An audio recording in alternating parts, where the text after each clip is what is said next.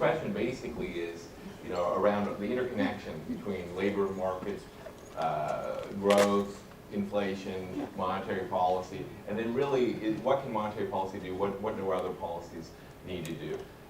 So first of all, they are all interconnected. When you're a macroeconomist, the beauty of being a macroeconomist is you realize everything depends on everything else, and you're trying to pull these strings to see what are the drivers. And the question is, with labor force participation lower and tending to stay low, and with population growth lower, we're going to see less growth in the most important factor that drives the economy, which is what we call human capital, labor force growth. So one of the reasons I view the growth in the future of the GDP is going to be lower than it was in the past is just the demographics of this. So my own estimate of trend GDP growth for the U.S. economy is about 2%.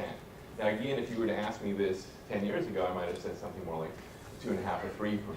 So it reflects partly the slowdown in trend labor force growth. It also reflects a slowdown in productivity growth, which is a big puzzle for macroeconomists. In terms of how do we fix these problems, it's not monetary policy. If we try to solve the problem that a lot of people are out of the labor force because they don't have the right skills, they're discouraged, or whatever it is, if we try to just run this economy hot and see what happens, eventually it leads to these imbalances, eventually it leads to another recession and bad outcomes.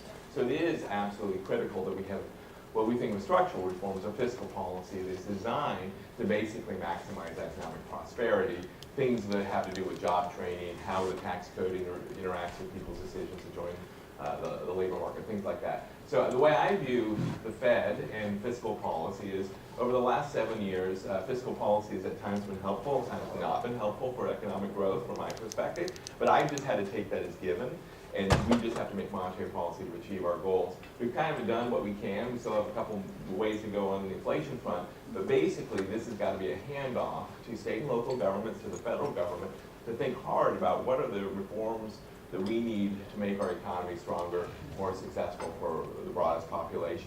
It's not something I can control. I still live in this fantasy world that if I don't tell Congress what to do, they won't tell me what to do, but I'm just going to stick to that story.